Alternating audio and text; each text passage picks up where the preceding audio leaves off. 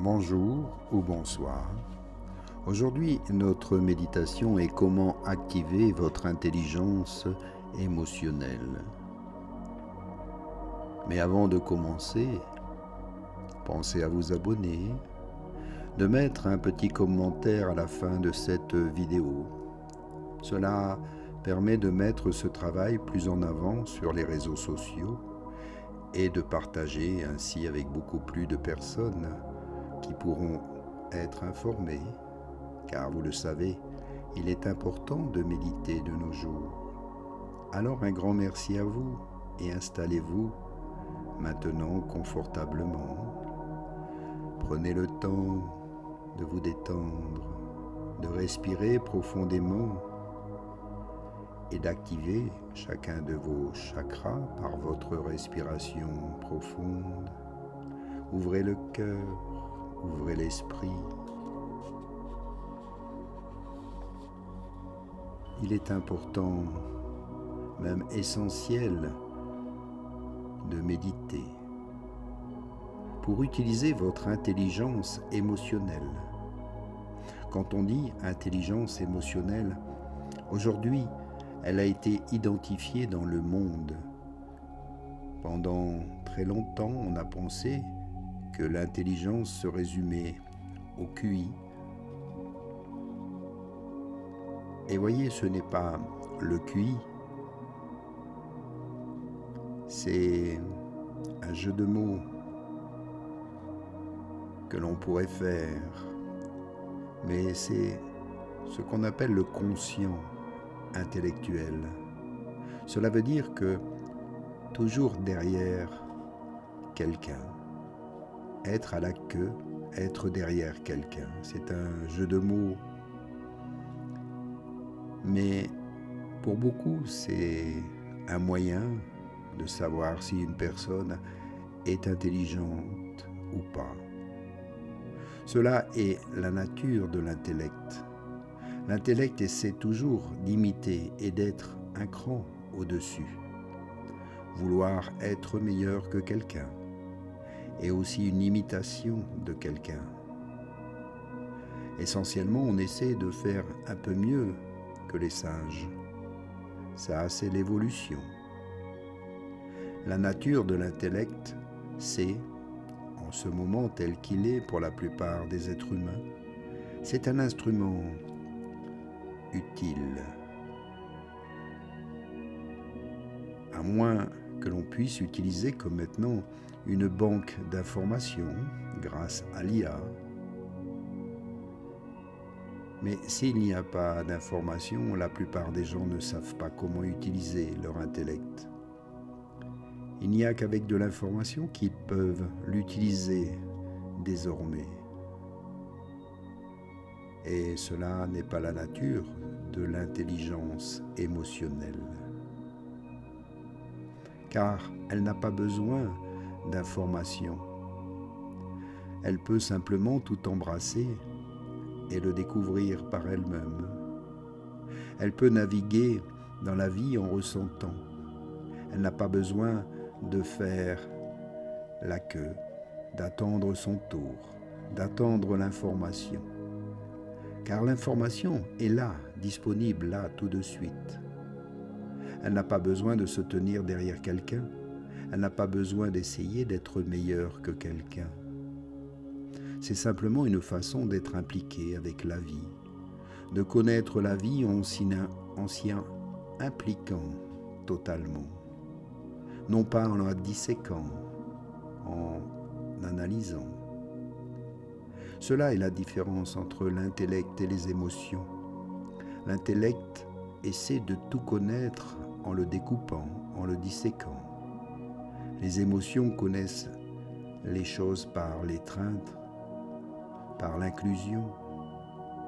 Donc la méditation cherche essentiellement à augmenter votre intelligence émotionnelle, parce que c'est une façon tellement plus facile de faire les choses. Si tu veux disséquer l'ultime, si tu veux disséquer le divin, ce n'est pas une bonne chose, et cela ne te mènera nulle part. La meilleure façon, c'est d'embrasser. Quand tu embrasses quelqu'un, tu te permets aussi d'être embrassé. Autrement, ça n'arrive pas. Il n'y a que moi qui vais t'embrasser. Toi, tu ne m'embrasses pas. Ça ne marche pas comme ça. Quand j'embrasse, je suis aussi embrassé. Donc c'est une façon d'embrasser le divin, de communier quelque chose, plutôt que de disséquer le divin. Donc la méditation consiste essentiellement à vivre cela, à le ressentir dans le partage, dans la joie, dans l'amour, dans le bien-être. La dévotion, c'est simplement cela. La dévotion, ce n'est pas disséquer le divin, c'est danser avec lui, s'unir à lui.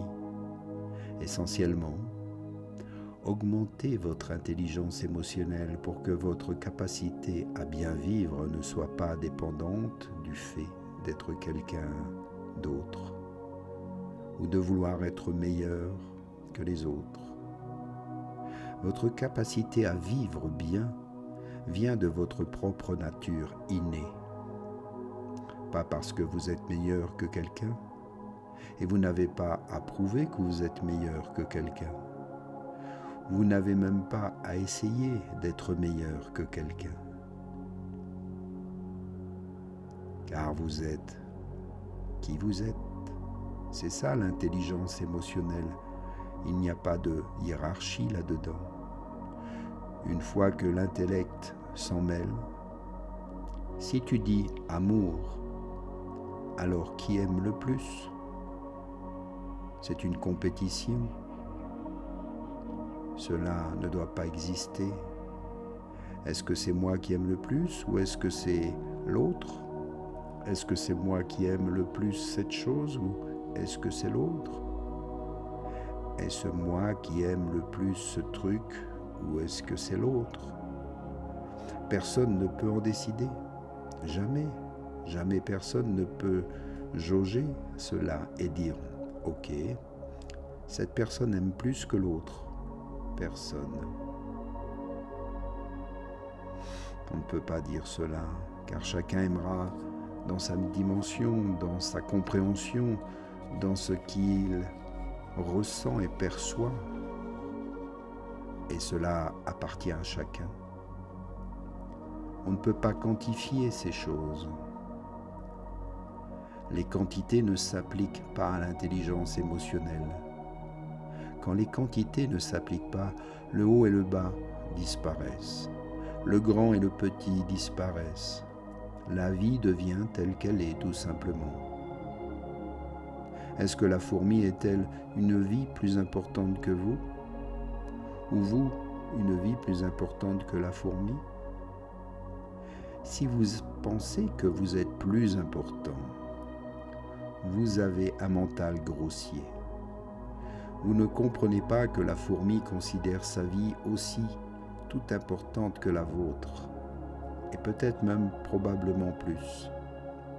Elle a plus de pattes que vous, elle fait probablement des choses plus utiles, elle est plus organisée que vous.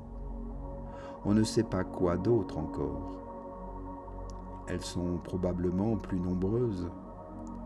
Si vous leur donniez le droit de vote, elles gagneraient à chaque élection. Donc, l'intellect essaie toujours d'opposer une chose à une autre. C'est votre intellect qui a créé le conflit. Ce sont vos émotions qui peuvent réconcilier cela. Mais si les émotions suivent l'intellect, les émotions aussi vont devenir un conflit mortel. Si votre intellect suivait les émotions, alors il n'y aurait pas de conflit. Il y aurait de la douceur dans le monde. Il y aurait des situations merveilleuses dans ce monde. Donc, la méditation est importante, elle est essentielle. Orientez-vous vers cela. C'est une structure simple, mais si vous vous y abandonnez, ça vous fait des choses miraculeuses. Et beaucoup de gens n'arrivent pas à comprendre qu'une chose si simple puisse faire autant de choses. ce genre de choses à un être humain parce qu'il l'examine non pas en la disséquant, mais en acceptant ce qui est, en trouvant toujours une source de bien-être, une joie de vivre en tout instant. Si je t'examine en te disséquant, disons que tu es un grand chanteur, ouais, tu chantes super bien. Mais je vais examiner tes cordes vocales et je vais disséquer tes cordes vocales et les examiner. Et je ne vais trouver aucune musique parce que ce n'est pas comme ça que la vie fonctionne. Donc la dissection va te mener à un point où tout va devenir vide de sens. Si tu appliques ton intellect à tous les aspects de la vie, tu vas tout transformer en déchets vides de sens. Alors oublie cela. C'est cela qui se passe dans la vie d'un intellect, que tout semble vide de sens et nul. Mais si tu appliques tes émotions, alors tout devient précieux et beau. Chaque petite chose devient merveilleuse. Un brin d'herbe devient de la poésie. Simplement un balancement d'une branche devient une chanson. Mais si tu appliques ton intellect, comme l'IA le fait en ce moment, tout peut être réduit à du n'importe quoi. Tout devient vide de sens et nul sans intérêt, car tu ne t'es pas impliqué émotionnellement. Tu as juste utilisé une intelligence qui t'est donnée par l'informatique, par la technologie. Alors si tu appliques au contraire tes émotions, tout devient formidable. Tu deviens toi-même le créateur de ton monde. Tu deviens amoureux des moindres gestes, de toutes les petites choses que tu peux faire à chaque instant. Car tu y mets tout ton amour, ton attention, et tu reçois en retour de belles émotions. Prends-en conscience ici maintenant et reviens. Inspire et expire. Merci à toi pour ce beau moment de méditation. Et à bientôt. Namasté.